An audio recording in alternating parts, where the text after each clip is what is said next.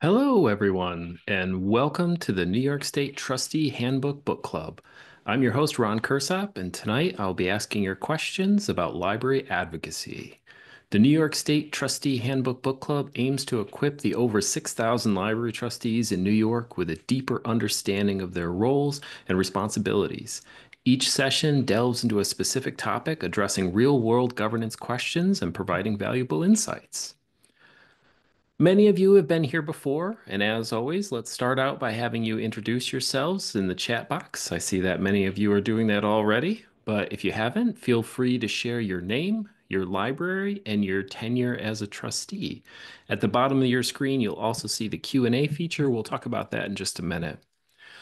I'd like to express our sincere gratitude to our co-promotional sponsors, the New York State Library, the Public Library System Director Organization, the Library Trustee Association, and the Public Library section of NYLA. Their support and collaboration have been instrumental in the success of tonight's event. Thank you to everybody. While we're on the topic of promotions, mark your calendars for our upcoming Trustee Handbook Book Club sessions. April 30th, we'll be talking about board development, recruitment, orientation, education, and evaluation. July 15th, we'll be talking about recruiting and retaining quality staff. November 18th is the next level trusteeship, building an effective and impactful board culture. And you can register for all three of these by visiting midhudson.org/trustee book club. All right, now back to the show. This evening, we're excited to explore the topic of library advocacy. We'll begin with an overview of key concepts, followed by the insights from our distinguished speakers, who will share their expertise and experiences in library advocacy initiatives. We'll then address some pre-submitted questions before opening the floor to a live discussion with all of you. We look forward to your participation and perspectives. And just a quick note, if you're new here, when submitting questions, please be sure to add them to the Q&A feature at the bottom of your screen.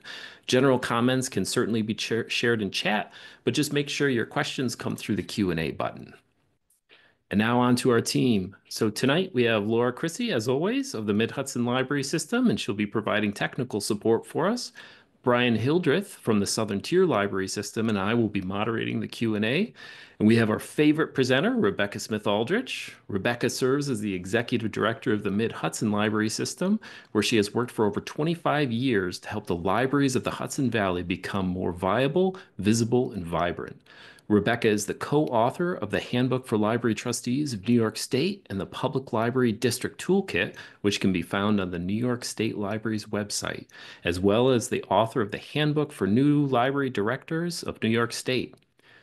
Rebecca is the co-founder and president of the award-winning Sustainable Libraries Initiative and the principal author of the National Climate Action Strategy for Libraries.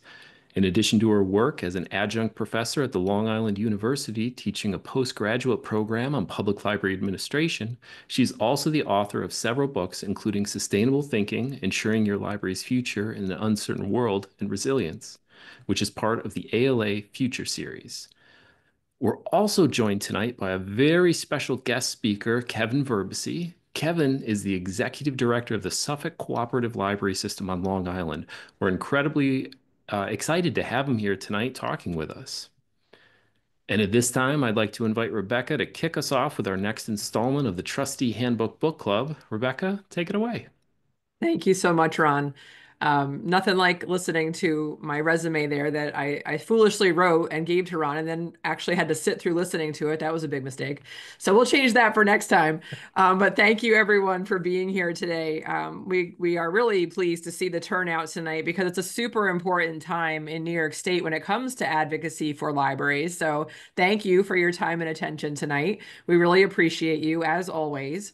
Tonight we're going to talk about the basics of advocacy, and the stuff we're going to talk about can appeal and apply to all levels of advocacy that you might do at the local level in your community, at the county level, at the state level, which is really a big focus right now, as well as the federal level, which is going to become an emerging focus over the course of the next year for sure. So a lot of the stuff we'll talk about is generalized for advocacy. We're happy to answer very specific questions you may have about local, county, state, and federal advocacy. But that's our goal here tonight, is just to give you the basics, the solid information information that helps you have a strong foundation to feel really confident that you are qualified to be an advocate because you are. As you see here, my favorite line, if not you, then who? Right? You folks are so valuable in our communities. You have identified the library as a place to volunteer your time. You're not paid to talk about the library. You're not getting a paycheck. If we're successful at library advocacy, you're just believers. You understand the power of libraries and what can be achieved. And so that's why we're so excited to talk to you tonight, because in a way, you're like the secret weapon for library advocacy and thinking about how we're going to be most impactful in the coming years. It's going to be neighbors talking to neighbors, neighbors getting together and then talking to legislators, legislators representing the people they were elected to represent. So you were all part of this process moving forward and really understanding that at the end of the day, it is up to us. We are the ones that will influence people's understanding of the true value of libraries in today's world, which has honestly never been more important, which I know you all know this. I am speaking to an audience that really truly understands this, which is such a pleasure for me. But really, I had a special message come through our payroll software today that today is actually my 27th anniversary of working here at the Mid-Hudson Library System, believe it or not. And what an amazing time I have had working with library trustees across those 27 years. This is a few recent snapshots of folks that I have the privilege of working with. And when I think about the effort and the time and the energy these volunteers have put in just in my own system, the amazing things they have accomplished by working together. From top left, my board becoming the first public library system in the state to be certified under the Sustainable Library Certification Program, libraries that get together to find funding to expand their facilities and make them more accessible to people. My centerpiece picture there is the group, just one of many meetings we went to trying to influence a change to education law to break down the barrier that many association libraries in the state have experienced trying to achieve sustainable funding through Education Law 259. And so I'm here to tell you that advocacy works when you understand who to talk to, when to talk to them, and really getting your message right. You can have a massive influence on the future of not only your library, but libraries across the state and across this country. So that's what we're here to talk about tonight, is how to be effective at this work, because we know it can work when we do it right. So thinking about why you're here tonight, and why you stepped up to volunteer for the library board, and why you might have a bumper sticker on your car saying, I love my local library. I just want you to think for 1 minute. You're a believer. Why are you a believer? Why did you think this was such a great place to give your time, energy, and talent? Because if you can articulate that, you are going to be a very effective library advocate. That's the first step, is to remind yourself on a regular basis of why we do what we do, understanding the outcomes of what we do, what's possible through public libraries, the life-changing work that happens in our libraries. Our job is to convey those stories, to provide other people who don't understand it at the level that we do, how critical libraries are in people's lives. So in my mind, I'm always gathering stories. I'm always snapping pictures when I visit libraries. I'm constantly reading social media, probably a little too much, checking out libraries. I had a weird thing happen in the class I teach for LIU last semester, where one of my students who's new to the work, with me at least. And she's like, oh, and Rebecca, you always like our posts on social media. And I was like, oh, that's kind of embarrassing. I feel like a library stalker sometimes, but it's because I'm always stuffing ideas and stories and pulling the thread through many of the things I know are very important about libraries, so I can be articulate and tell those stories as well. And I know many of you are doing the same thing. You might not just follow your library on social media, but you're always checking out what other libraries are doing too, because you want the best possible outcomes for the people of your community. So that's our first main tip here for you tonight. Just always be thinking about that reason that pushed you into saying, yes, I'll volunteer for the library board. I'll stand for election at the library board. Because if you can articulate why it matters to you from your heart, that's going to be very, very impactful. But let's talk about the mechanics of advocacy at these different levels we've been mentioning here so far. There's really 4 key components, and it's important to really step back and take a breath and think about this, because a lot of us just charge ahead when it comes to advocacy, and we start talking and telling people what we want them to hear without really understanding where they're coming from, what they value, what they're trying to get done and whatever their sphere of influence is. So these steps are actually done in order if we're doing it right. And so we're going to walk through these 4 steps. And then we're going to hear from our guest speaker, Kevin, who I'm so pleased is here tonight. He's actually the reason we're all here tonight, because he suggested we do this topic at this time to help more trustees feel confident and comfortable speaking up during state advocacy season, but really helping you feel confident about the idea that this work, while it may feel and is political, technically, we're still nonpartisan. And so, how do you create that balance in doing this work in a way that makes you sleep at night and feel like you're doing the right thing and not jeopardizing our library's standing in our communities, regardless if you're situated in an area that might be described as more liberal or conservative? Either of those can be kind of a minefield these days. So, we need to pick our path very carefully as we move forward. So by listening before we talk, which is something, I don't know, I learned like in kindergarten, I think, that really can help us be successful in this work. And so it's listening to a lot of different audiences and it's at different times and understanding where the leverage points are for advocacy to be successful. And so as local trustees, you do this all the time by listening to your neighbors and understanding community needs and making sure your strategic plan and the goals that you set for the library address those plans. So you've already got experience of doing this work well locally. And you just apply that same thinking, right? When you're at the board table and your director comes to you and says, hey, we've got this goal in our long range plan, but I'm not going to be able to carry that out unless I have fill in the blank. It might be more money, it might be more staff, it might be different attributes of your building. And then you problem solve, right? You figure out, okay, well, how are we going to get there? Sometimes you can solve it yourselves at the board table, but other times you have to advocate in your community or with a legislator to figure out how to get those resources to be successful. Now, your public library system, and yes, that's where I'm sitting today, is in a public library system. Our job is to help you to be successful, to find cost efficiencies, to help you go further with the resources that you have. So when the system is asking for your help with advocacy, like right now with state budget advocacy, we're really just asking you to help us help you. So it's really self-serving perhaps for you to help systems be successful in that work. But again, we're listening to the system's going to give you advice for how to be as successful as possible in that moment. Same thing with the New York Library Association and the American Library Association. They are there to help us as the library field navigate issues related to funding, policy, and to find coalitions that we can join that will help us be more impactful on those larger scale advocacy goals that we have moving forward.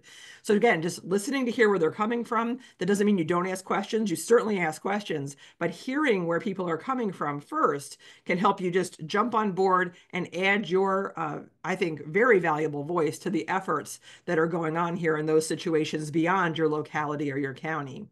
Now, your elected officials, right? They have priorities and goals themselves.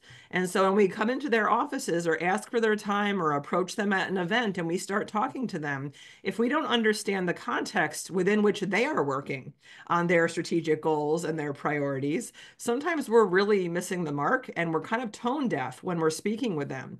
So we have to do our homework. We have to understand where legislators have come from, why they wanted to run for office, what topics they're really passionate about, what committees they're serving on. All of that gives you context to frame the message you want to give them in a way they're far more likely to listen to.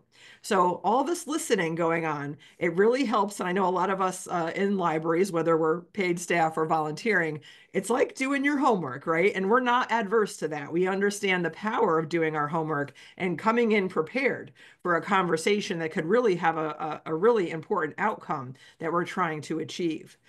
Now, the other big part of this, right, step 2 is building the relationships with folks. So when you are coming to them to speak about an issue or ask for something or ask for some help, it's not the first time you're speaking to them. And you may have heard this piece of advice when you've been involved with fundraising for the library or other organizations, that, you know, when you're going out to do fundraising for big donor solicitation, you never ask for money first. You always ask for advice first. And that's really speaking to this idea of building relationships, so that when you do call, when you do stop by and you have to talk about something really important to you, they'll pick up the phone, they'll answer the door, they'll invite you to sit down and tell them what's going on. So as we think about which relationships to spend your very valuable time on, you need to be judicious. You have to think about what you're trying to achieve, who are the decision makers in that situation, and then how do you build a relationship with them over time. Now, of course, this doesn't work all the time. Sometimes you've got an immediate need and you just got to go there and talk to that person and make it happen. But it's, I think, a much better strategy to be cultivating these relationships over time, all year round, not just during budget season, not just during state budget season, not just during elections, really thinking about the fact these are humans who have competing priorities. And for you to be a part and be on their radar successfully, it requires being human and building those relationships with them. So, just a few tips for you here to think about. We already mentioned a couple of them. If we look at elected officials, they've got a footprint online that you can take a look at and better understand where they're coming from, where they spend their time, what legislation they've been introducing, what committees they've chosen to spend their time on, what you hear them speak about online, in person. All of these give you clues as to what messages will stick with them when you're talking about library issues. Now, a real pro tip is to also get to know their staff. I can't tell you how many legislative staff people have just become, honestly, some friends of mine because over time, our legislators are very busy people. And so our staff, their staff, are also serving the constituents of their district, trying to understand what's going on, where the areas of concern are, where there's massive groups of people very concerned about things, and they're then reporting up to that elected official. So sometimes, when we go to Advocacy Day in Albany, for example, some of my newer advocates that come with us, they're a little bummed out when we get to a meeting and they're like, yeah, we met with the chief of staff, not the legislator. And I'm like, do you recognize how valuable that is? This person is a trusted advisor to that legislator. They are carrying the message to that legislator and often taking a deep dive into our issues so they can disseminate that information to the legislator in a concise way that's digestible for them. So they become almost part of our team sometimes as we think about how to be influential. They're often sometimes coming to our events in place of a legislator who's just spread too thin on an evening. And don't discount that. That's a very valuable connection to build as well. The other thing to think about is where they already are, right? Instead of trying to drag them over to our libraries all the time, which you should still do, thinking about where else they're going to appear in our communities. That's another way to have face time with them and also demonstrate that you are interested in what they are interested in, which chances are you may very well be. So other little easy things you can do is make sure the legislator and the staff are on the library's mailing list. They're getting the library newsletter and annual report. They are hearing good news about you on a regular basis, and inviting them specifically to your library for events is always a good idea. Following up, you might meet with somebody and you ask some tough questions and they might need some time to think about it. Don't just walk away and let it go. Follow up with them. If you've got questions, you need to get those answers. And sometimes those follow-up calls, when they're not in the heat of the moment, can be really impactful in terms of helping them understand your issues. And I will say one of the things I love about Advocacy Day is I think I've heard every year I've ever gone for over 20 years that library people are some of the few that take the time to say thank you, whether it's for a special legislative grant or a piece of legislation or just that they gave libraries a shout out in their newsletter. I don't think they get to hear thank you very often. So we stand out by being gracious and being appreciative, but don't overdo it, right? If they're not following through, if they are not making good things happen that we've asked for their help with, you can withhold that praise, right? You can just keep at it and figure it out. But don't also give that false praise that helps them feel like you're just kind of, I don't know, kissing butt, right? We just got to be human with them and help them understand our needs and how we're trying to move that forward. And when they're doing a great job, say thank you, and maybe not so much when they're not being so helpful. So holding folks accountable when they do have a role to play in this process is not forgotten as we try to build these relationships. Now, really, the thing I want you to think the most about here moving forward is your ability to tell the story. And so we get a lot of folks that come to our advocacy training here in the Mid-Hudson Library System who are really nervous about their first legislative committee meeting, their first legislative meetings with legislators, or going in to talk to the mayor or someone who has a lot of say over something that you care a great deal about. I'm not a technical expert. I haven't read that legislation. What if they ask me a question I don't know the answer to? All are valid fears. But at the end of the day, if you're a good storyteller, And you can, again, go back to that why. Libraries are so important. That's what you're really being asked to do as an advocate. The library system staff, your library director, they can be the expert in the room about policy issues and legislation and statistics, but you are the people that are the most impactful at telling a good story that gets someone attention. That's what they're going to remember the most. So the whole goal here is to take that idea that's on the talking point sheet that you get and tie it to an emotion. If you can tell a story in a way that evokes an emotion, that's going to create, I think, attention for you and is proven to be something people will remember far longer than reading off a list of statistics or dollar figures or a litany of complaints about a piece of legislation or something else you're trying to do. So painting a picture for people, if you're talking to them, of course, you're storytelling in a very traditional way. If you're writing to them, sometimes using pictures as well as that story, keeping it concise, respecting their time. These are key attributes to being a very effective storyteller in the advocacy environment. There's a lot of tools out there that can help you do this, but as a trustee, we talked about listening as step one, during your board meetings, right? When your library director is telling you a story about a family that used the library in a way that really made a difference to them, or you get a chance to hear from a staff person who tells you about the work they do at the library, jotting down those stories that can add to your kind of toolbox of stories you can use. So it's not just your own personal story or maybe your own family member story about why the library is so meaningful. I always think back to COVID. I know it's not a fun time to think back to, but that's what I was listening intensely for was my member libraries were letting me know what they were seeing on the front lines of COVID at their library. And I remember the first week of the shutdown, one of my directors texted me a picture of a woman sitting. She had a hatchback car. Hatchback was up. She was sitting on the bumper with a laptop. And the text said, "This is one of the teachers in our community teaching the young people." And she didn't have Wi-Fi. She couldn't get Wi-Fi at home. She had to come to the library. She was teaching out of the trunk of her car in the parking lot of the library.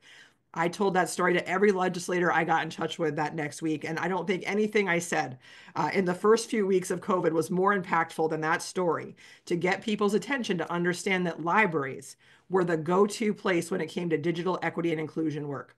It didn't matter the stats I had from ALA and the National Digital Inclusion Alliance. It was that story and that picture that captured people's attention and made them want to know more about what was going on and how libraries were helping.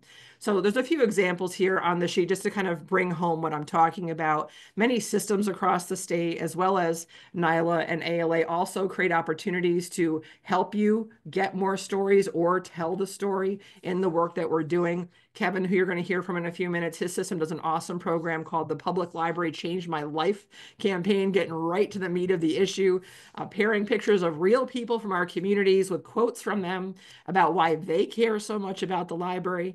As trustees, these are the folks you represent. You are helping to tell their story to decision makers in your local community and all the way up to Washington. So gathering those stories on a regular basis is pretty important. On the right-hand side, you see a campaign we've done here at Mid-Hudson for many years called Real People, Real Dollars, where we ask families in the Hudson Valley to calculate how much money they've saved over the course of the year by coming to the library on a regular basis. This was our first test case, and I could not have asked for a cuter kid to hold up this little sign that his parents created. They calculated using the NILA value calculator how much they saved by coming to the library every week. And this little guy's name is Arthur. How many books Arthur would take out, how many programs they came to, the movies they watched together as a family, and really tell the story of this family and how the interaction with their library is not only maybe combating social isolation and helping their kid be ready for school, but also, today one of the very hot topics across the country is the economy and how people perceive their exchanges with the community when it comes to how their tax dollars are being used. So showing that return on investment, this has been very impactful, very eye-opening for folks who don't use libraries, many of which are elected officials, maybe connect a little more with how their constituents are benefiting from our libraries and why investing in libraries is such a good return on investment over time. So again, you'll see in the trustee handbook, it was probably one of my favorite parts to write when we did the rewrite in 2018, really thinking about this idea of what is your why and then hearing from other people about their why they care about the library, why the library makes a difference, and then conveying that story up the chain to decision makers who have influence over library funding at all these different levels we're talking about, or to find partners who are believing in the same value set we have to make good things happen for the people of our community. So when we can articulate that, that's when we become very powerful as advocates. But telling the story at the right time is the next part of this equation, because you can be an amazing storyteller. You can understand all the issues that are facing libraries today. But if you're not speaking up at the right time to the right people using the right format, you can be wasting a lot of your time and energy and sometimes actually be kind of annoying. So we've got to make sure we get this right, depending on the context in which you are advocating. So let's use right now as an example. We're right now in the budget negotiation season in Albany for the state budget, right? So the governor just released her budget on Tuesday, and this becomes basically the starting point for negotiating. So now we know now is the time to be talking to our state senators and assembly people about what the counter needs to be from them. The legislative budgets, they're called the one house budget bills, the assembly and senate will write to respond to the governor's budget. Right now is the time to be talking to our state senators and assembly people to help them know the amount in the governor's budget is really not cutting it for libraries. Her suggested increase is less than 1% this year. That's really not keeping up with inflation, to put it in a very easy context. But when you look back over the past decade, how little money has been coming in, the gap is just widening and widening between how much money comes in from the state and how much we're seeing in the executive budget. We have a very, it's like unfortunately easy to make the case that more money needs to be given, but you still have to do the work to tell that story and explain that to legislators who have very limited money to put towards various things in the budget during their counter proposals. So, right time is now. Right audience is our state elected officials. The right format now depends on your legislator. Where are they? Are they in Albany? Are they in their local office? How busy are they? Can you get FaceTime with them? Do they effectively respond to email? It depends maybe on the generation they're from, right? So we have to learn their communication preferences, get advice from their staff, and figure out how to get FaceTime with them to convey how important this issue is in this moment. And we've got to work fast, right? So that's what we know right now about state advocacy. And then the other thing to be working on is really empowering others to add their voices and help with these efforts that we might be engaging in. So again, following this example of the state level advocacy that we're doing, we want as many trustees across the state participating in this. So I don't know if we could do a trivia question. How many of you know how many trustees there are in the state? Ron gave you the answer a few minutes ago. Over 6,000 people are serving on library boards in their local community. I would, if we had more time, do a little game with you to ask you to guess how many people in total engaged with the New York Library Association's last online advocacy center call to action. I'm going to tell you, it's embarrassing. It's less than 1,000 people. That's pretty sad. And I think we could do a lot better. So I know you're engaged. If you're not already signed up for NYLA Advocacy Alert, you're going to do so after this event, because Laura, when she sends you the follow-up message, is going to give you the link so you can sign up to be a NYLA advocate. But then helping others connect with these opportunities to help with this level of engagement is really important. So helping your other trustees understand how to participate in efforts like this beyond your local advocacy efforts. Empowering your directors and frontline staff to be part of this work. A lot of times directors and staff will shy away from it, but understanding the difference between education, advocacy, and lobbying is really, really clear. Your staff and directors should probably not be lobbyists, right? They're paid with public dollars, but they are key in telling stories and conveying factual information about what's going on at the library. So I would encourage you as trustees to encourage them to be part of this effort. We have to pull all assets in the library ecosystem to be successful at this. Friends of the library should absolutely be engaged. We'll say the same thing to them we say to trustees. You're amazing volunteers that love and understand the library. Your voice carries much further than those of us that are getting a paycheck from libraries. It's a little self-serving when I go in and advocate for more money, right? Because at the end of the day, I am getting paid from this institution. And then enlisting our library patrons. Some of our most fun adventures in Albany on Advocacy Day have been when our patrons have come with us. I had a teen advisory group with us once.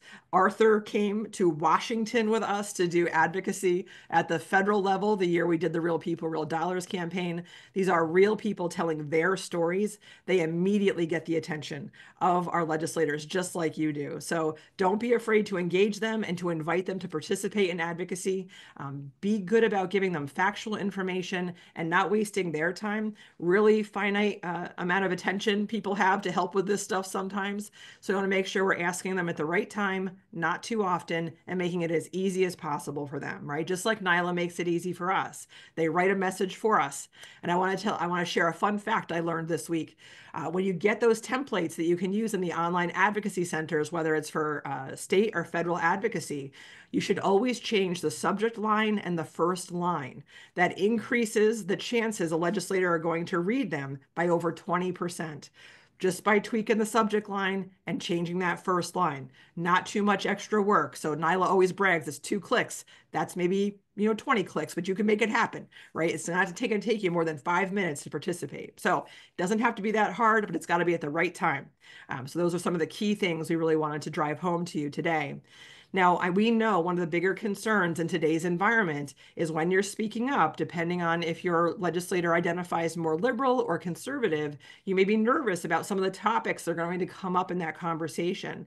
So we're thrilled to have Kevin with us here tonight. And Kevin, I'm going to invite you to turn your camera on and your mic on because Kevin is so good at driving home a really key point to trustees that, yeah, this is political work, but we are nonpartisan. And understanding the difference between those two things can sometimes feel gray to people. So I'm thrilled Kevin is here because I've had the privilege of working for Kevin. And I'm almost embarrassed to say this, Kevin, but I think it's been 18 years that I've served on the legislative committee, and you've been there the whole time too. But I've learned a ton from you and always been so impressed with you taking on some of the situations you've been confronted with down on Long Island, which for a lot of folks upstate, if you don't understand, some of the contentious conversations and communication styles on Long Island don't look the way it looks upstate until recently. Over the past few years, we've seen much more contention and heated debate across the state on a variety of topics. So this idea of retaining our nonpartisanship while engaging in this really political activity is key, but also delicate. So Kevin, thank you so much for Sure. joining us. And I really just want to give you the floor to share a little of your thinking on this topic that's so critical. Sure. Thank you, Rebecca. And thank you as well to Ron and Brian and Laura for hosting these important conversations. A lot of really valuable and important information and insights. So I think what I'm going to spend a couple minutes is trying to stress to people why this work is so important and why it's so critical that trustees are active in it in a couple of different ways. Rebecca's one of the co-authors of the handbook, and one of the most valuable parts of the handbook is the list of trustee responsibilities. And I know the list is not necessarily in a specific order, but advocacy falls 8th of the 9 things we list. So I use that as a guideline when I'm working with trustees, and I've moved that up just to remind people about how critical of a responsibility it is for trustees. And it's one that I sometimes think we don't talk about or stress quite enough. Rebecca mentioned this earlier, but trustees are uniquely qualified and well-positioned to be some of our strongest advocates. They care about libraries, they know libraries, they have access to a great deal of information about libraries, and they're volunteer public servants. And who beyond a volunteer public servant would be a messenger for any cause? So getting trustees engaged in this work is central to the work that myself and Rebecca and Ron and Brian and our colleagues do at Library Systems. And it is about engaging people in the library community at all levels. But again, trustees play a unique role with that. So we ask trustees to remain committed to staying informed, to being engaged and proactive in their support of libraries and their defense of libraries. There's a great deal of misinformation that we hear now, and defending libraries when something is out there that's just not true is an important part of this equation as well. We have to tell our stories. We have to speak to our patrons. We have to speak to our taxpayers, depending upon our library type, the funders, certainly the legislators and the press. And we talk about speaking, we mean that in all the ways available to us. That's in person, it's in print, and it's online. As Rebecca said, one of my things that I try to preach to the people that I get to work with is libraries are political. We are nonpartisan, but we are political. If a trustee came on a library board and said, you know what, I'm not really a numbers person, it's just not my thing, math, so I'm going to just ignore the library's budget or my fiscal oversight duties and responsibilities, most of us would think that's absurd. It's something you're not comfortable with, but it's a critical part of your role. So let's find a way to make ourselves better so we can fulfill that role. Advocacy is the same thing. It doesn't come easily to all of us. But when we have core values as organizations, as a profession, as individuals, if you have core values, you then cannot remain whatever this term neutral is. You become political. You need to operate in the political realm. We believe in things like open access for all. We believe in the freedom to read, to view, to engage with the topics that we or our families want to engage with. Things like sustainability, equity, promoting the public good. Those are core values of libraries as institutions, as organizations, and that's conversations that should be taking place, I believe, at all of your libraries, and making sure that your institution has a clear set of core values. And again, when you have those core values, it helps inform those conversations and discussions that you will be having on behalf of the library. There's a lot of topics that are important to us and important to your organization, and things that we don't think of as traditionally political per se. But labor law is really important to us and impacts every single one of our libraries in New York State. So when there's a proposed change to some type of a labor law in New York State, our libraries certainly are within their right, and it's to their benefit, and they should be educating their elected officials on how a change to labor law might impact the library, to copyright, to telecommunication rules, things related to the freedom to read, or to make sure that library materials and services are available equitably, and certainly funding from all levels of government.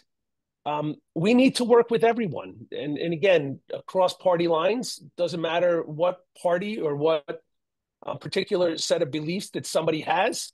We look to gain support where we can, find common ground where some exists, and agree to respectfully but forcibly disagree when our core values meet up against someone who doesn't share with them, and make sure that we are expressing ourselves clearly and being forceful in defense of our libraries and the things that we stand for. Because again, if you're going to have these values and you're not going to stand up for them, what's the point of having them? Practically speaking, others are there. The schools are there. They're doing this work. Fire districts are there. Our towns are there. Villages are there. There's hundreds of special interests that are participating in advocacy efforts on behalf of the things that matter to them. Libraries have a political action committee right here in New York State, New Yorkers for Better Libraries. A mechanism exists for us to support the work that we do.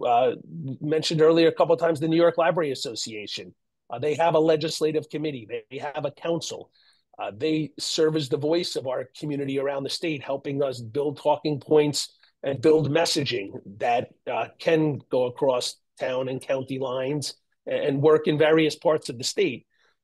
So trustees really, from my perspective, have two really super important roles. The first is being active participants themselves, carrying that message, waving the flag, being part of the active interaction where we are explaining the issues that are important to us, educating legislators and others about what the issues are and why the issues matter, and how the issues will impact libraries.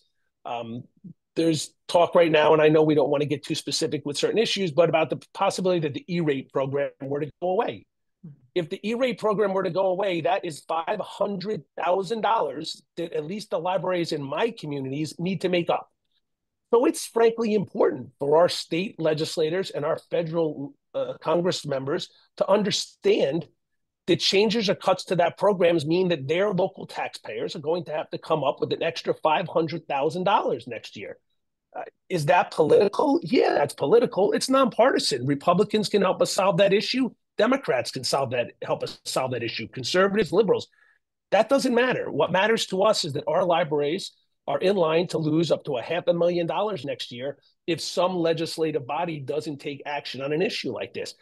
We are responsible to make sure that they're aware of that. That is our duty, to make sure that they're aware of that. And again, libraries trustees can help with that messaging because of the nature of who they are and the relationships that they have within their communities.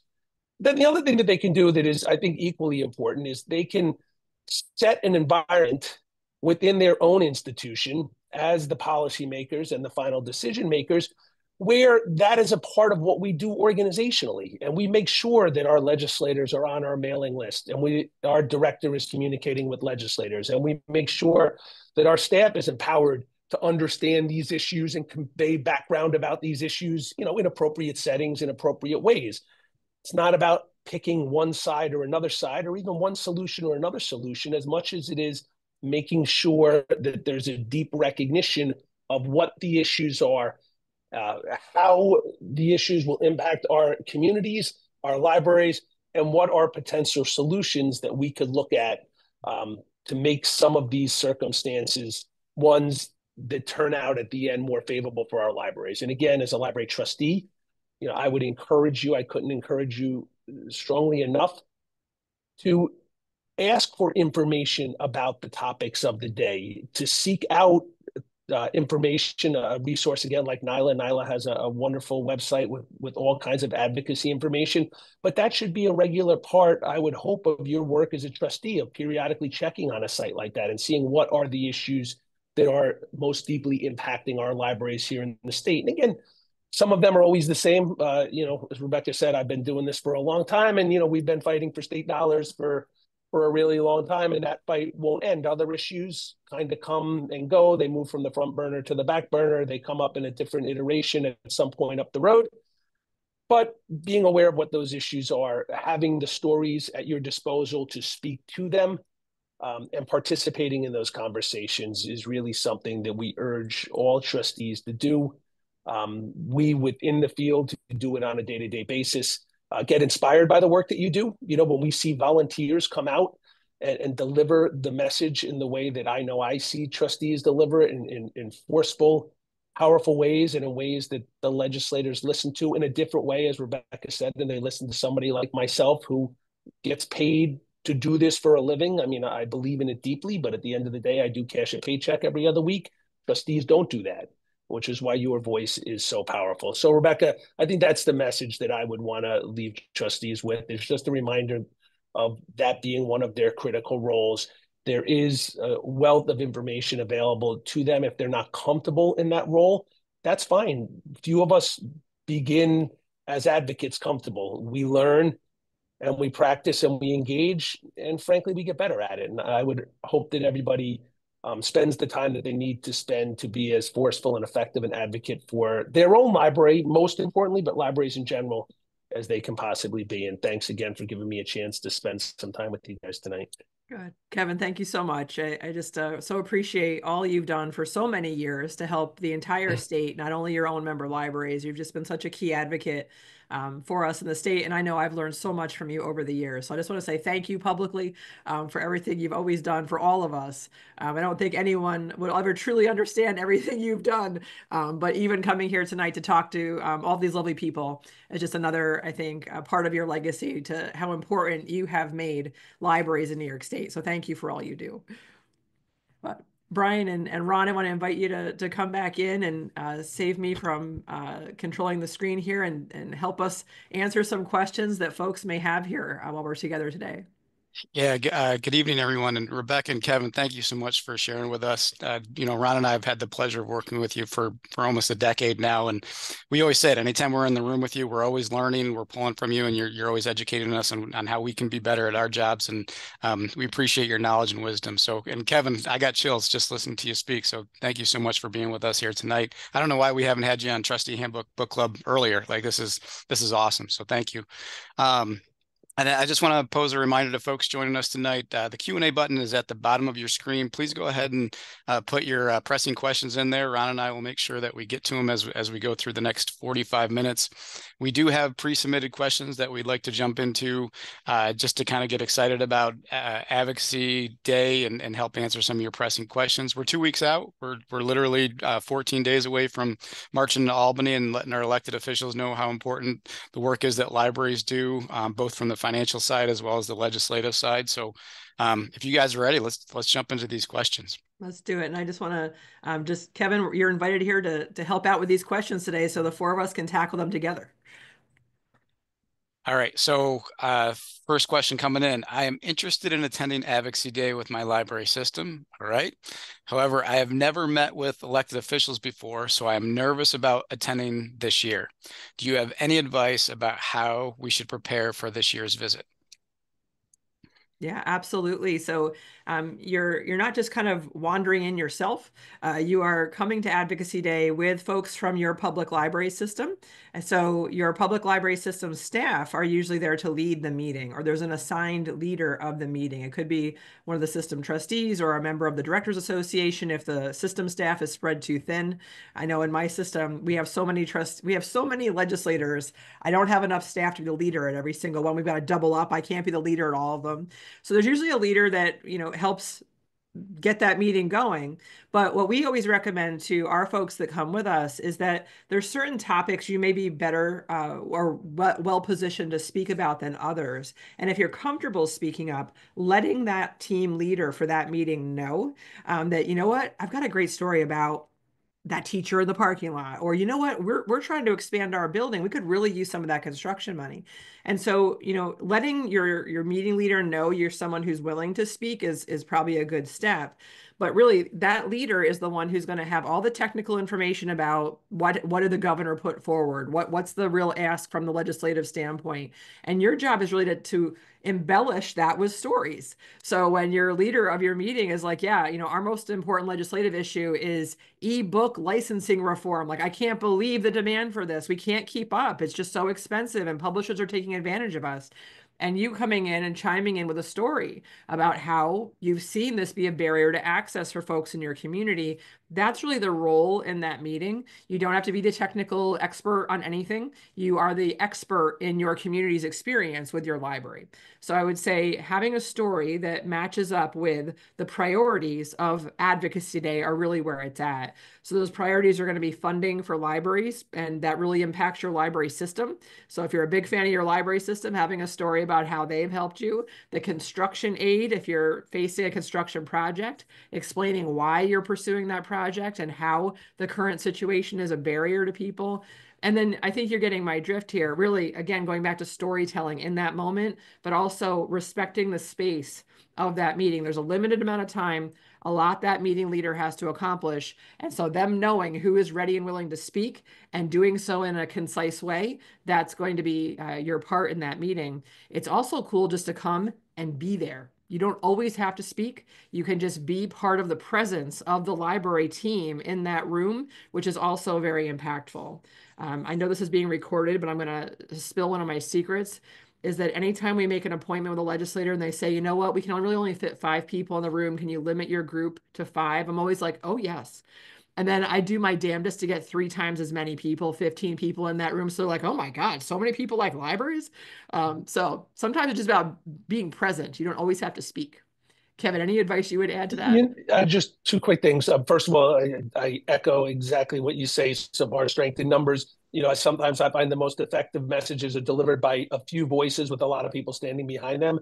And the other thing I would just mention to everybody, practically speaking, the New York Library Association does some wonderful webinars to prepare people for the day. I think on their advocacy page, there's a list of when those are. And I know my system, and I'm sure some of your systems and many of your systems around the state do similar things.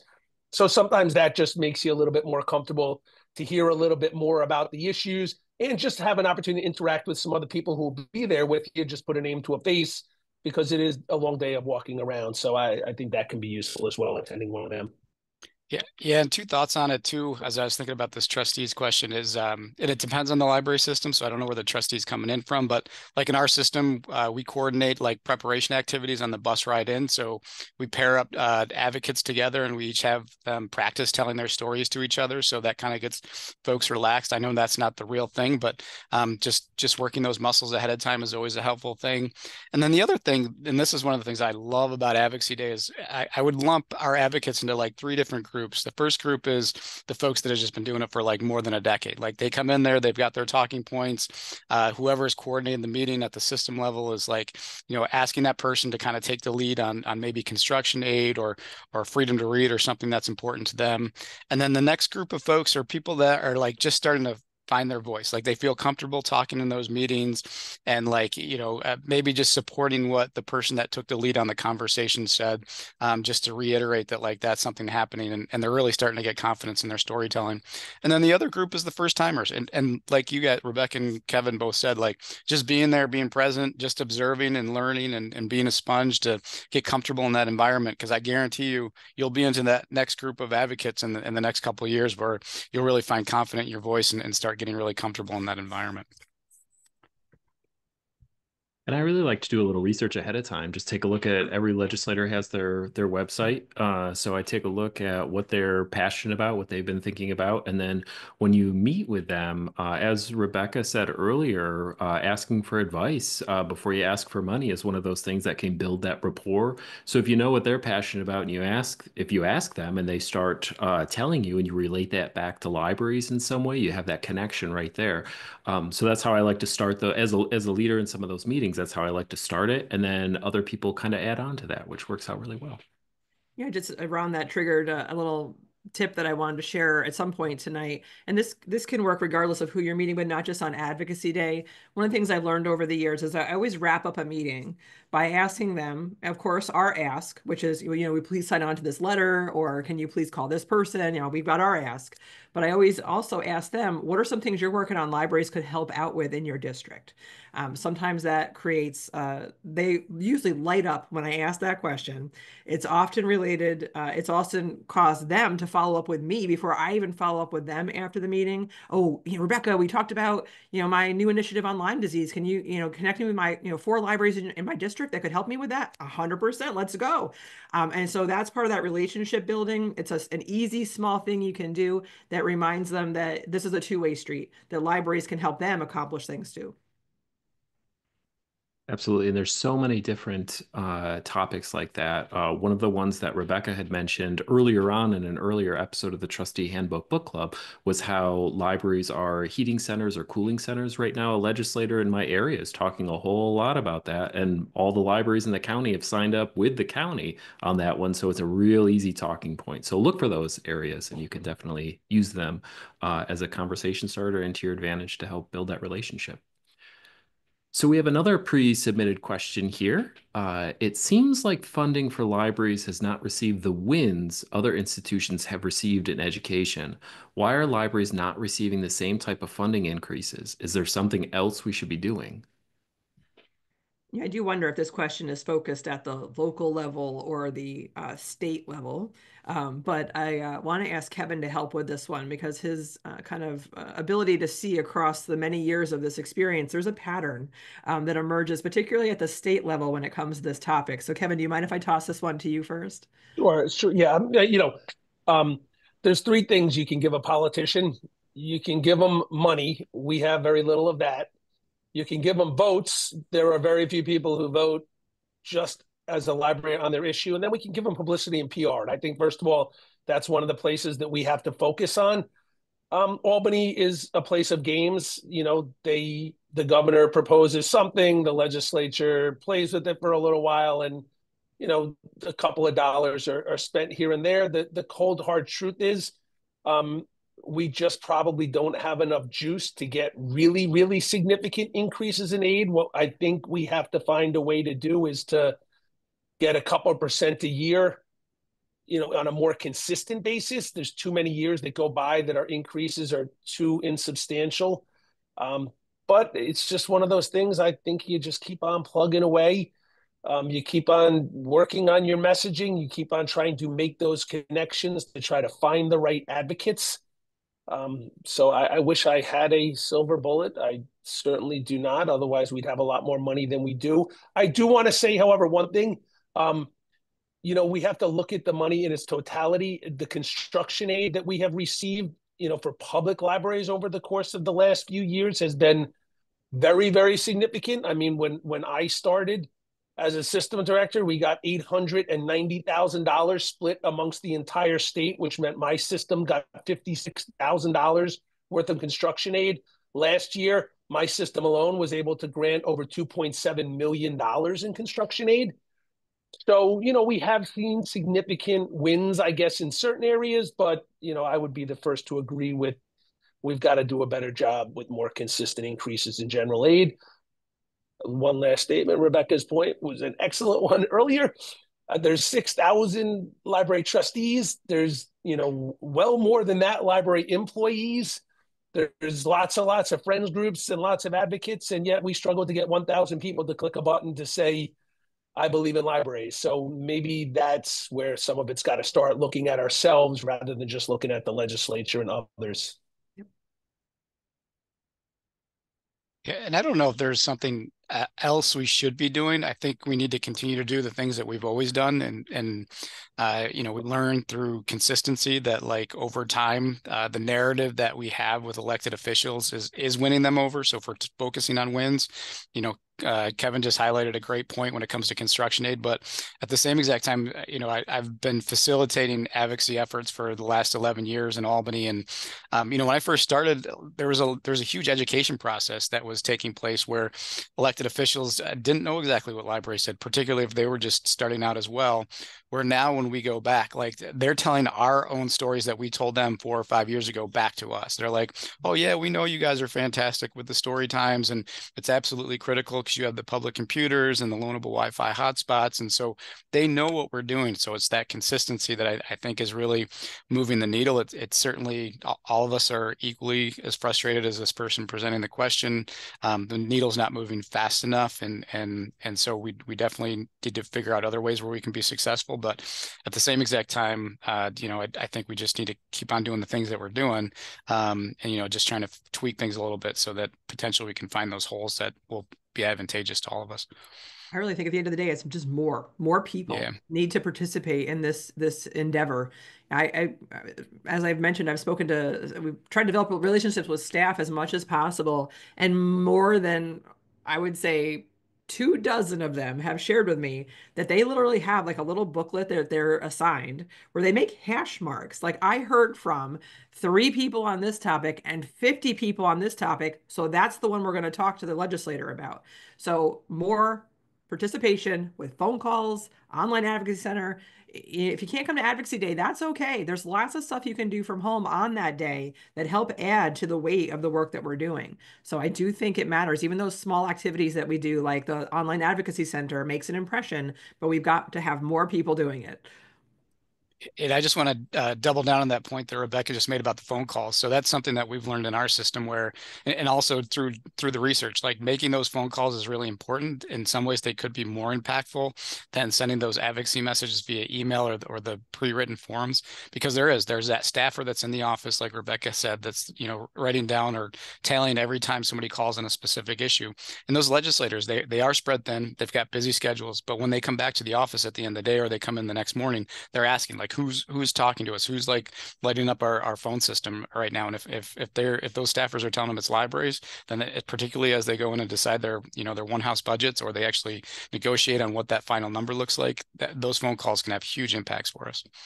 I think there's also an element of who knows who in Albany. Kevin used the phrase, it's a game sometimes, like thinking about folks that are, jockeying for position and want to be reelected. And, in your community, who is influential politically, who knows a state legislator, who has an existing relationship with them, who helped get them elected. If there's a Venn diagram there and they're also a library supporter, let's get them involved in this effort, because they're probably going to have a quicker line of impact to talk to that legislator than some of us will. I always think of When Kevin mentioned the switch from the $800,000 for construction aid to millions of dollars in construction aid, I like to think I had a small part to do with this, or maybe I should say my Aunt Kathy had a small part to do with this.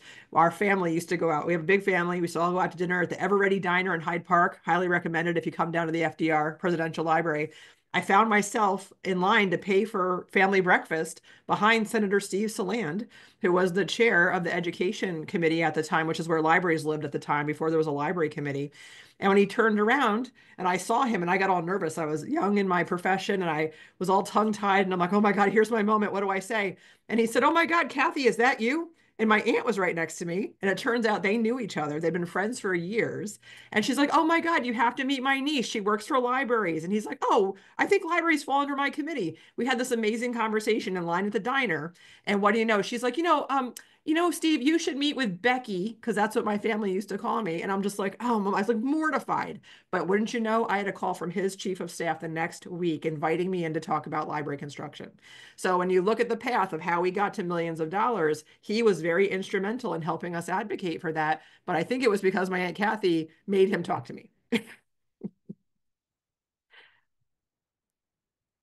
All right. Next question. What does a good meeting with politicians look like? I've attended a few in the past. They always say that they love what we do, but then funding doesn't seem to match their support for our work. What should we be talking about with them? I think we talked a little bit about this already tonight. Does anybody want to take a crack at it? I think you have to have empathy for legislators too, to understand where they are in either the hierarchy or where their sphere of influence is in the legislature. If you're going in talking to a first-year legislator who got assigned to a committee they don't even know anything about, and they're trying to figure out where the bathroom is in the legislative office building, you can't be upset with them that they didn't like make it happen when you're asking for millions of dollars, right? You have to understand the power structure in Albany and how things get done. So like folks in Mid-Hudson, when you come to our advocacy briefing, we talk about that. Who's in power, who's influential in different committees, how things get done in Albany. And so understanding the ask of that legislator is really important. So it's not a one size fits all ask when you go to Advocacy Day. If you're speaking to the chair of the Senate Libraries Committee and they're in your district, you have hit the jackpot of being influential in that moment. If you're talking to someone in the minority who's on a committee they don't care about, and they feel like they're just not being heard in Albany, what are you asking them to do, right? You're asking them to build a coalition in the minority to help the minority be in consensus on that topic. So understand the context your legislator is working in. And I know we're talking very state-centric on this particular topic, but I think a good meeting is when the legislator feels you're listening to them as well as you're also being heard in that meeting, and that you're seeing them take notes or ask their staff to take notes, and there's follow-up happening. But sometimes the follow-up doesn't happen if you don't ask an ask. If there's not something at the end that you say, and I hope I'll see you here, or I hope you'll sign on to this letter, or we could really use your help in caucus when your party is talking about this topic, make a specific ask so you can measure if they did what you asked them to do. Kevin or Ron, do you guys have any thoughts? Yeah, the two things. I mean, I agree. I think at its base level, having a conversation that stays focused on libraries is often challenging enough. So that's kind of my starting point for success. That in our 15 minutes, we spend 15 minutes on libraries and not 3 minutes on libraries and 12 minutes on whatever the topic of the day is. And the other thing that I would add that I think goes along with what Rebecca said about make a specific ask and then check back to see, how it went, get them on record. So, if you can, get them to say in a room full of 15 people that they will do this or they believe that, it's you walk away with something tangible. In this day and age, oh, Assemblyman, we know that you love libraries. Would you mind just on my cell phone here, just 15 seconds, saying how important libraries are to you and why you'll support them? Listen, nobody loves to speak in front of a camera more than a politician, so they normally jump at those opportunities. And it puts something tangible there that you can walk away with. That, I guess, is the two things that I hope for at the end of the meetings. I know, Nyla is super clever. Every year, Annalee was telling us, Annalee is the director of the New York Library Association, and she was sharing with us there's going to be a photo booth at Advocacy Day that legislators are going to be invited to partake in to get a picture taken with one of their favorite books. And so giving them a photo op, a shareable thing that other people can relate to as well, I think is another way to get them on the record. Some of our libraries celebrate May as Get Caught Reading Month, and we always ask our legislators to be a part of that. So they're leading the way and showing kids reading is really important for a successful life.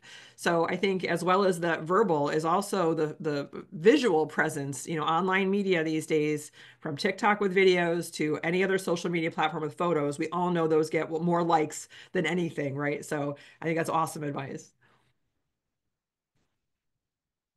All right. And we want to make sure that we get to everybody's questions. So I'm gonna switch over to some that have been submitted already. And just keep in mind, if you do have questions, feel free to drop it into the Q&A section. If we don't get to it tonight, usually we try to do a after party a bit later and we'll answer them later on. But the first one comes from Pamela. Any thoughts on where the ALA Public Policy and Advocacy Office in DC will stand on the new administration? That's a heavy question, but let's see what we can do with it. Oh, it's a super important question. So thank you for asking. We haven't talked a lot about the federal stuff yet, but I got to say, I'm so impressed with the public policy staff in Washington from the American Library Association. They didn't just hit the ground running this week. They've been working for months preparing for the new administration and understanding where libraries may need to be better advocates for particular issues. So they've been holding events for the past 2 months on what the plans are and how library supporters can be impactful on specific topics that are currently need to be addressed by the library supporter community. I would encourage you all to be ear to the ground because ALA is about to announce a new campaign called Stand Up for Libraries. It was supposed to be announced, I believe, this week. So maybe I've missed it yet. I've been a little busy this week, but I think that would be a great place to engage with the federal level issues, to get the latest information, find out the key talking points, get the policy briefs on really important stuff. Kevin mentioned E-rate is under threat this year. It's going to the Supreme Court in July. Like, this is a hot topic that is completely at jeopardy. It's going to cost libraries across the country millions of dollars. We need to speak up on that topic. We need to speak up on net neutrality. Net neutrality just got overturned. That's going to potentially cause another great expense for libraries as ISPs reconsider how to charge for internet access and which content is going to be paid more for in the future, which is a very important issue to us in the field. So I would say your best bet, just like with the New York Library Association, sign up with the American Library Association for their briefings, their calls to action, and really watch for that Stand Up for Libraries campaign because I think it's going to be really, really helpful.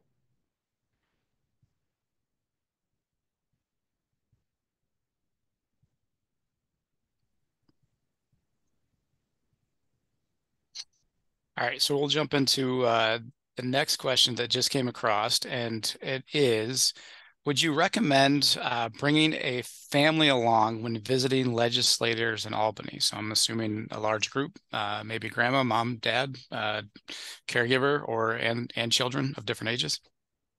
I would say generally yes, but also that sometimes it depends. As Kevin mentioned, sometimes these meetings are very, very short.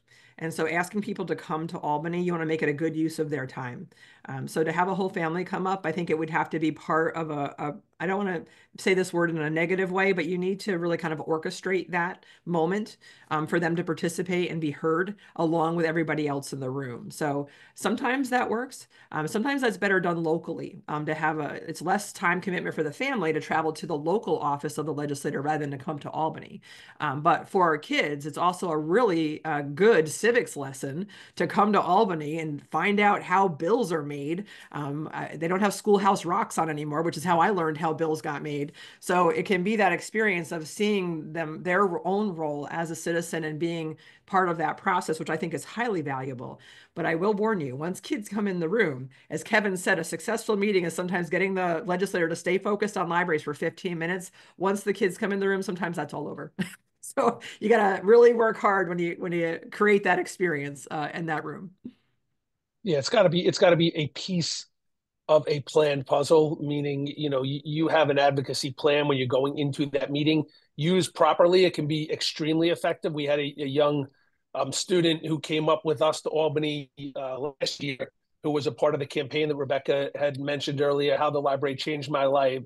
And this young woman was incredibly intelligent, incredibly poised, and had an incredible life story centered around how the library truly changed her and her family's life. And her ability to share that with a larger group and with legislators was incredibly impactful.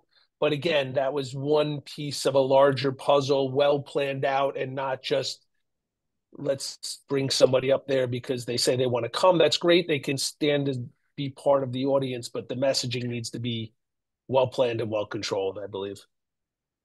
And if you are bringing families or other individuals with you to Advocacy Day, definitely check out the Capitol building and take a tour of that. It's one of the coolest tours that I've been on. And it really, as Rebecca said, you don't see the Schoolhouse Rocks, how a bill's made anymore, but you can see everything on how they go through the legislative process. And it's a really cool just way to broaden your horizons on what happens in our state capitol.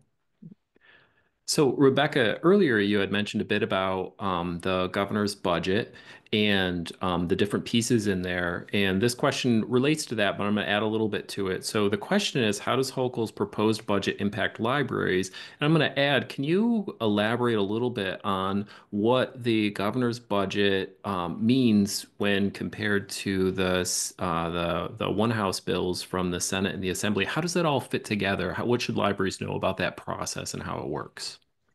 So the governor's budget proposal and how it affects libraries, particularly the front line, where you folks are sitting at your local library. When you think about the amount of cash you get from the state, it comes in the form of local library services aid, which is 31 cents per capita or $1,500, whichever is more. So it might not look like a very impactful part of your budget, depending on the size of your revenue streams from other sources. But the real blow is to the support your public library system gives your library.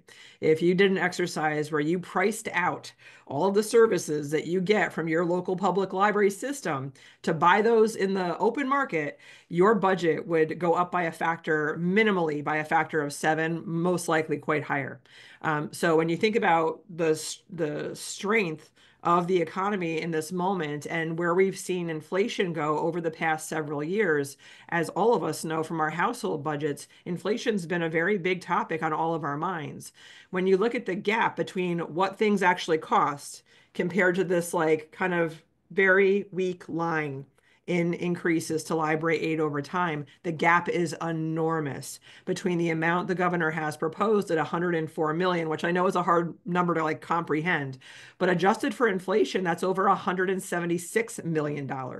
So the difference there of really that's a lot of money in between those two numbers, and your public library system is trying to produce the same level of service that they did when that money was actually relevant to where we are in the economy. So that gap is causing so much pressure on the public library system. There's going to be a tipping point where either it costs more locally for member libraries to be contributing to those system budgets, or we're seeing reduction of services, which nobody wants to see because system services are essential to your library. So I think that's the main thing to understand is the pressure that you're not seeing it perhaps in your revenue line of your budget, but it's the in-kind services that you get from the system level that really save you a ton of money that are going to be impacted by this trajectory that the governor's budget continues us on at this point. So the moment is not over, right? That's her proposal.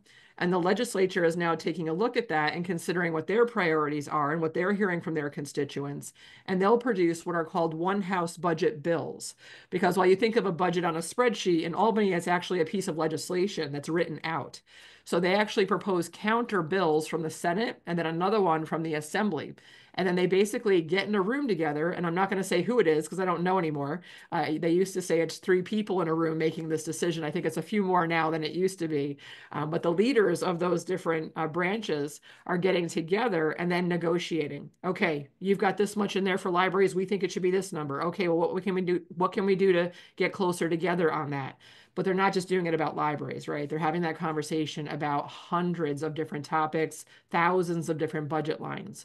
So the pressure here for us in this moment is to get into the conversations with our legislators. So libraries are showing up in those one house budget bills. But then once that negotiation happens, you keep the pressure on until the absolute last minute. By law, they're supposed to approve the budget on April 1st. We've literally seen libraries do awesome in all three places, and then we fell off the table in the last minute. So we keep the pressure on our legislators and literally don't forget about libraries, don't forget about libraries right up until we actually see the final budget. So that's the process we're working on and the timeline we're working on right now. And I'm just speaking for my own system right now. I'll say it's absolutely critical to see more money in that library operations line, or things are going to get a lot harder moving forward, which is really ridiculous in this moment, given how important libraries are, given the top challenges to our world. Number one, if you haven't been paying attention to the World Economic Forum, they issue this global risks report every year. Number one is misinformation and disinformation is the greatest global risk for the next 5 years. So as we think about the role we play in society today on many issues, from combating social isolation to addressing digital equity and inclusion to helping people be more prepared in the face of climate change, all of these things we are on the front lines of, including the number one global risk identified in this world. It would be ridiculous not to invest more in libraries in this moment. And that's the case we have to make in this moment. I go back to there's a great history of total library operating aid funding on the New York Library Association's advocacy page. It's a talking point that I always use when I go to advocate in partnership with our member libraries. And for those of you that are with us tonight, if you know specifically the types of services that your local public library system provides you, you know a lot of it is tied to information technology support. And so, you can think of the integrated library system, you can think of website hosting, you can think of internet connections, the list goes on and on. And so, but if you go back and look at that total history, the history of total funding for libraries, go back to a time of like 1996 to 2000, when like 21st century technologies and the internet were inserted into our service model. There was no adjustment in total funding for public libraries or library systems. But yet we're expected, and you heard Rebecca say that based on the rate of inflation, we should be somewhere like around $170 million. That time period doesn't even take into account that rate of inflation. So if you think about that paradigm shift that happened, that has impacted all of us and the type of world that we live in, like we have never been equitably compensated through our legislature and the New York State budget for that paradigm shift and how we're supposed to provide services and are expected to provide those services. So I think that's a really important point. And Rebecca's right. The margins are slim, particularly in rural and upstate systems. And I would just say in systems all across the state, it's getting tough. The picture looks more bleak. The less that we see increases. Last year was a great win for us, but it only made up for a small portion of time where we received either decreases in funding or flat funding. Kevin or Ron, did you guys have anything you wanted to say to that last question? I'll add. Well, Ron, you want to go first? I have one thing to add, but no, go for it, Kevin. It's all you. So, so when the trustees here with us and the library administrators here with us, get together to put together their library's budget each year, that budget is typically a policy and a planning document. That's the whole point of doing budgeting. When the governor, and this is not about this governor, it's about the position of governor and the two houses of the legislature, put together their documents, they are more political documents than they are planning or policy documents. And that's just the cold hard truth in a lot of ways. So we can spend all the time that we want talking about what libraries deserve and what makes sense and what would be the best from a policy or planning perspective. And libraries have really, really compelling arguments of why additional support for libraries could make a significant difference to the lives of the average New Yorkers. The problem is we struggle to translate that policy and planning pluses to political pluses. So the governor's budget, remember, was a political document. 2 one-house bills will come out that will be political documents. Again, there's elements of planning and certainly elements of policy within them. But those then need to be reconciled in all 3 of those realms. And we need to be successful in all 3, where I think, unfortunately, our success typically is explaining why, from a policy perspective and a planning perspective, it makes enough sense. So the more advocates we can sign up to make it make sense politically, the better off libraries should be when the final document comes out every April 1st. Thanks, Kevin. So our next question is from Sharon. How can I effectively advocate for my library's needs to legislators and clearly show our commitment to fiscal transparency and showcasing our cost-saving measures? I think, Rebecca, you talked a little bit about this under the Real People, Real Dollars campaign, but I think the questions around like return on investment for community members. How do we convey that? You have to break that information down to really bite-sized pieces. I don't think folks in those meetings are looking for a full-blown financial analysis of the situation. So to the first part of the question about how to convey the good stewardship that you are enacting as a library board, that comes with consistency and reputation, right? So running your library, as we talk about in this series all the time, in a transparent and accountable manner, in accordance with all laws and regulations, right? That's our language in the trustee handbook. So thinking about your compliance with the Office of State Comptroller report and the report to the state library and your financial reports every month, that's one part of your work. So you're really confident that you are very transparent in what you're doing. But the storytelling aspect here is translating numbers into stories people can relate to or to objects people can relate to. So when we are working with our libraries who are doing a budget referendum, we have libraries that sometimes don't go out very often for votes, which we're trying to change. When they do, and they're trying to equate this big dollar amount that they're trying to go for to what does it cost per household, we ask them to do equivalence. So when you say, oh, this is going to be X number of dollars a month or X number of dollars a year going forward, can you say that's less than the cost of one book? Can you help people relate to their pocketbook what you're actually talking about? So I think that's what the Real People, Real Dollars thing was helpful in doing, is saying, look, you've invested this much in our local library. We have created this much in economic wealth for families in this community. That makes a huge impact because everyone can relate to that. So I think finding ways to make the numbers relatable and how they're having an impact on real people's lives. What are the outcomes we are achieving? So one of our best piece of advice to you, and I stand behind this 100%, is never assume anyone you're talking to in these situations understands what your library does, how their neighbors are using that library. You need to tell them basic stuff about families, how they use your library, about how folks are interacting with technology, about how seniors are coming in just to maybe say hi to another human because they don't have anybody at home. Like, you need to tell them that basic stuff. So don't be shy about keeping it simple. That's actually what's called for in the moment.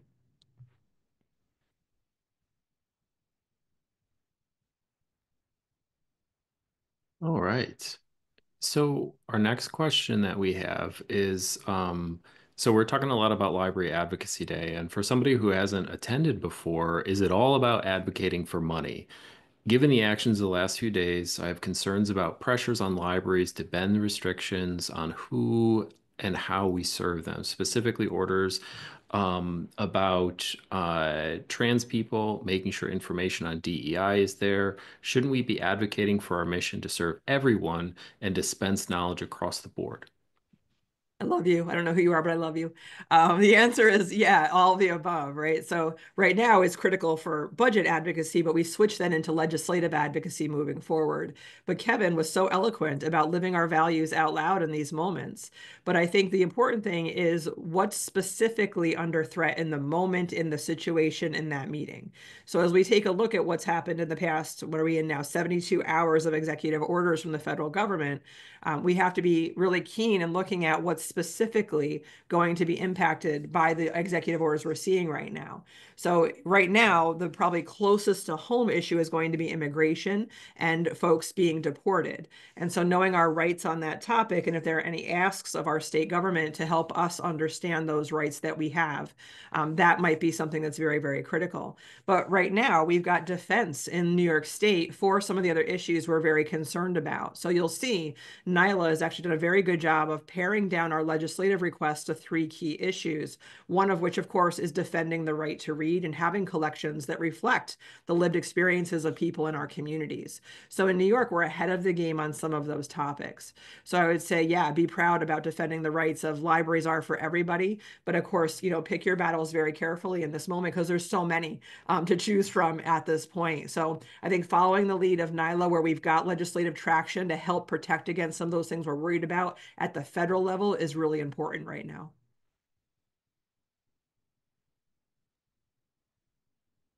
All right, we're moving through the list here. So we've got a couple more questions before we come to the end of the night. It sounds like from an anonymous attendee, they are going to be meeting with one of Governor Hochul's reps in the coming weeks, and they want to know: are there any specific questions or talking points we should use to help with future executive budget proposals?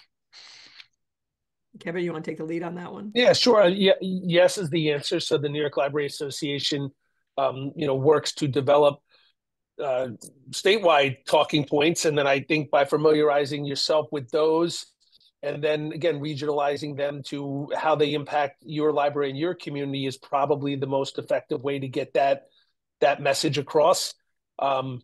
There's by speaking to our values and what's important to our libraries in general, I think is oftentimes the most powerful way to get those messages across, because the mission and the values translate to the dollars in some way, but the dollars can't come before those things. There needs to be a reason behind the dollars. So some of these meetings and some of these discussions, yes, right now we're talking about the state budget. This is a super important time related to the state budget. The governor just released the budget. They now have a sprint for the next couple of months to finalize a budget. And again, we're talking about one teeny tiny portion of a much larger thing. So again, what time we have, I think, again, reminding people of what libraries are, what libraries do, why libraries are important, how people are using libraries today. Many of the people you'll be speaking with have that vision of the libraries that they went to when they were kids, and that's great. Take advantage of that, but remind them that the library feels and looks a little bit different today than it may have the last time they were in a library. And again, telling the story, and then at the end, the numbers, is kind of the end thing, just to back up the importance of the story.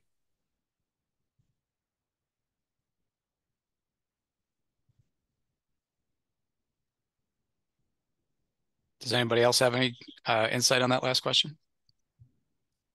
Kevin did a great job. Yeah. Ron, are there any other questions we can pull out of the Q&A, or?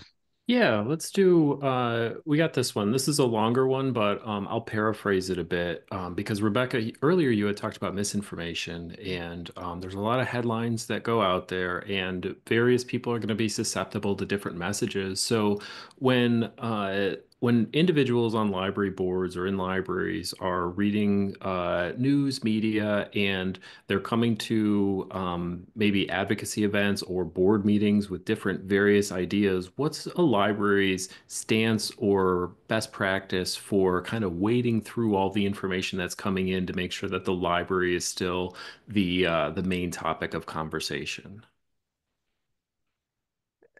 I guess I'm that was a long question. Are we talking about in the context of a meeting, or we're talking in general? I think let's go with in general, just with the way the world exists today. How do we keep libraries at the forefront while we're trying to wade through all this information that's coming at us? I think owning that space as an institution, a lot of times we forget that, people don't know the basics of what we do. We're always kind of trying to tell them the new and shiny thing that we're doing. But getting back to basics in our messaging, the executive director that was here before me, he had this great campaign called Facts Matter. That's just it. FACT, facts matter. And so reminding people, if you're looking for factual information, nonpartisan information, trusted information, the library is the place to go. We actually have information professionals on our staff. Having trouble navigating what's true online? Come on over to see us. And really, creating a brand around that for our libraries is incredibly important. So I think that the attempts to help, I don't know how we want to talk about this anymore in our world, but some of the attempts to lessen the credibility of libraries over the past several years, it's actually not worked. The national data showing that libraries are still some of the most trusted institutions, more trusted than newspapers, more trusted than elected officials. The only folks in our communities that are more trusted than us are nurses.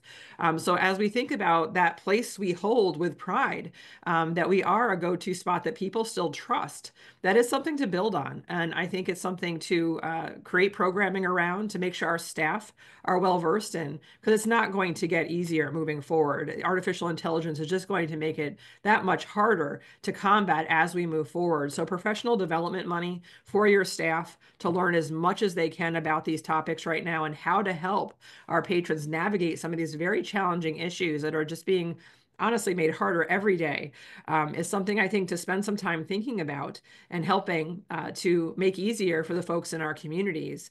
But I think adjacent to this is, in moments with legislators when you may hear a myth or misinformation come out of their mouths, not being afraid to be like, actually, can I help you with that one? Like, there's some information I think you might be interested in, or actually, this is, what I've read on this topic, and not being afraid to help supply information on a topic that's really critical to our communities. So I think there's the broad combating of misinformation in our communities and the role libraries play in that work, but also that kind of moment where you're not quite sure, like, do I say something about that one?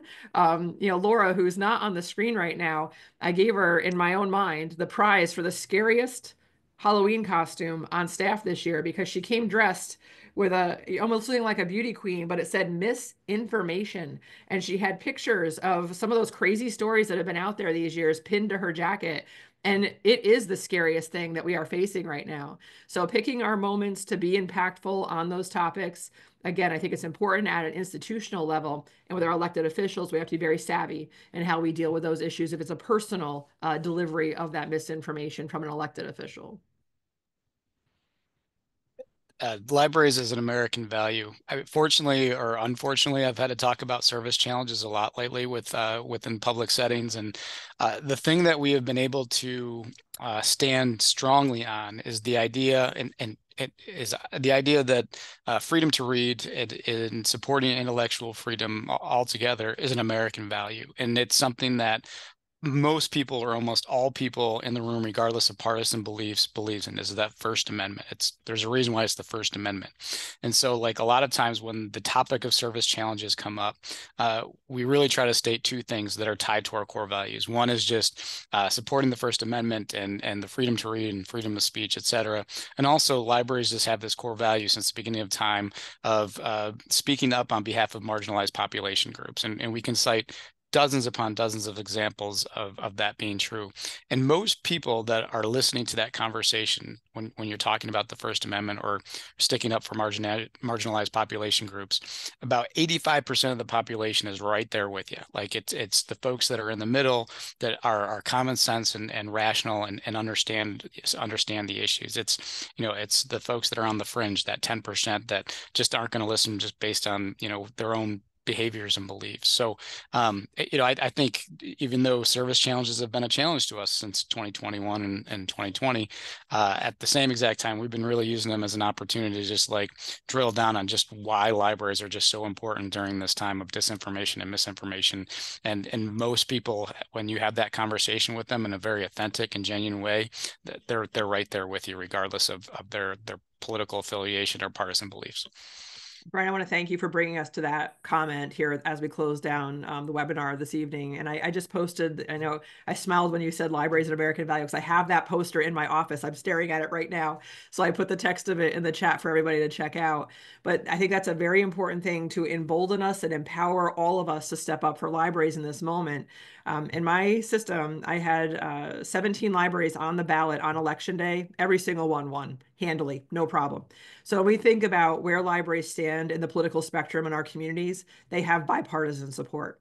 And so going forward with confidence in these meetings, with these messages, is something that we wanted to convey here to you today. Because as Brian said, the majority of people believe in the same things we do. And we're their voice in many cases in these meetings. So being true to the values, as Kevin said at the top of his opportunity to speak here tonight, living those values out loud and defending them them is what we're here to do as library advocates. So we talked a lot about money today. It doesn't really matter how much money we have if we're not true to those values. So I just want to thank Kevin, Brian, and Ron for helping deliver such important messages here tonight. And thanks to all of you for, again, sticking out the 90 minutes with us. I know some of you are here to get your 2 hours in early in the year, but I bet a lot of you came because you're just believers. You really think libraries are important like we do. So as always, thank you so much for your time. And I want to hand it back to Brian here to close us out tonight. Yeah, thank you, like Rebecca said, thank you so much for joining us for this installment of the Trustee Handbook Book Club. We always enjoy spending time with all of you tonight. This is fantastic. I'm so glad that Kevin can be here with us, and Rebecca, Ron, and Laura. We love hanging out together. We do this often, so we just got to keep it up. So we hope all of you will continue to follow us in 2025. Our next discussion is on April 30th at 5 o'clock. Pen it into your calendar. The topic is gonna be board development, including important tasks such as recruitment, orientation, self-evaluation, continuing education. You can register for this and all future Trustee Handbook Book Club events at the Mid-Hudson Library System's website. That's www.midhudson.org/Trustee Book Club. You will also find all previous recordings from all of our sessions dating way back to 2021 at this location. In the meantime, please know you are in good company. We have this amazing community of libraries throughout New York State that all travel down the same path. Lean on your library systems, lean on your neighboring libraries and each other to do the good work. We love doing this work with all of you, and we thank all trustees and directors and anybody else joining us tonight for all the good work that you do across New York State. You absolutely make public librarianship happen. Good night, everyone. Be well and take care of each other.